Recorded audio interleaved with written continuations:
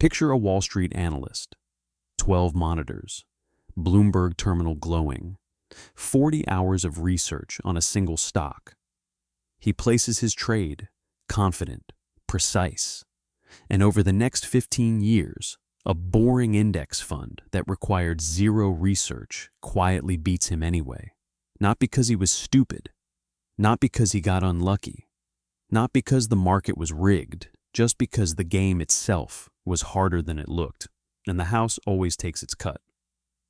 Here's the thing. You'd think that more effort, more expertise, and more information would produce better returns. Actually, research shows a simple, boring portfolio of index funds outperforms roughly 80 to 90% of professional stock pickers over 15-plus year periods. The edge most people are chasing doesn't exist the way they imagine it. My name is Case, and I spend probably too much time studying why sensible, intelligent people consistently lose to a strategy that requires almost no intelligence at all. If you're someone who wants to understand how money actually compounds rather than just hoping your picks work out, subscribe. This channel is built for you. Think about it this way. Your portfolio is a bucket. Every year, water flows in. Your contributions, your dividends, your market gains. But buckets have holes: management fees, trading costs, tax drag, bad timing. Each hole seems small. A 1% annual fee barely registers in year one. But over 25 years, that single hole quietly drains roughly $500,000 from a typical retirement account. The bucket metaphor is the whole game. Index funds don't promise you a bigger pipe, they just seal the holes.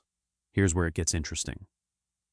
The first hole in most active portfolios is fees. An actively managed fund charges you to pay analysts, traders, and overhead, typically 1 to 2% annually. An index fund tracking the S&P 500, which covers 75% of all U.S. equities, often charges less than 0.1%. That gap compounds silently and brutally over decades. The second hole is turnover. Active managers trade constantly, buying and selling to chase performance. Every trade inside a taxable account is a potential tax event. Index funds barely trade at all. They hold everything, turn over slowly, and let your tax bill stay small. That's the bucket sealing itself. The third hole is the hardest to admit: human error. Fund managers are smart, but markets are smarter. They're the collective judgment of millions of participants. Trying to outsmart that consensus consistently, year after year, is like trying to win a coin flip tournament. A few people will, most won't, and you usually can't tell who in advance. Meet Jordan and Alex. Same age, same starting salary, same $20,000 to invest at 30. Jordan picks an actively managed fund. Reasonable choice, solid reputation, 1.2% annual fee. Alex drops everything into a broad index fund at 0.05% and doesn't touch it. Same market, same years, different holes in the bucket. By 65, that fee difference alone, compounded over 35 years, means Jordan hands over roughly $200,000 more to the fund company than Alex does. Not bad trades, not bad luck, just the leak, running quietly the whole time. Here's what nobody tells you. You'd think diversification means owning a few different stocks.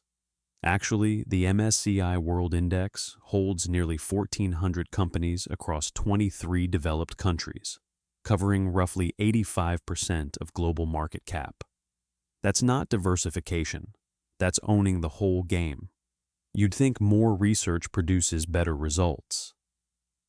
Actually, the more an active manager trades, the more holes appear in the bucket: fees, taxes, timing mistakes. You'd think a down market proves active managers earn their keep. Actually, most underperform even harder in volatile years because panic and overconfidence both cost money. And here's the kicker. You'd think index investing is giving up. Actually, it's the only strategy that structurally guarantees you would capture whatever the market delivers, minus almost nothing. Now, you might be thinking, what about the managers who do beat the market? They exist. But here's the thing. Identifying them in advance is nearly impossible. Last decade's winner is statistically likely to be next decade's average. Chasing past performance is just drilling new holes in the bucket. When you understand what index funds actually do, when the bucket metaphor stops being abstract and starts feeling real, something shifts. You stop being the person who hopes they picked a winner. You become the person who stopped playing a game designed for you to lose and started playing a game designed for you to win slowly, reliably, and almost boringly. That's not settling. That's clarity. The crazy part is that this information has been public for decades. The data is clear. The math is clear. Most people still don't act on it because boring doesn't feel like winning. But sealed buckets fill up, and over time, a full bucket is the only score that matters. If this framing helped you see it differently, subscribe. More of this every week.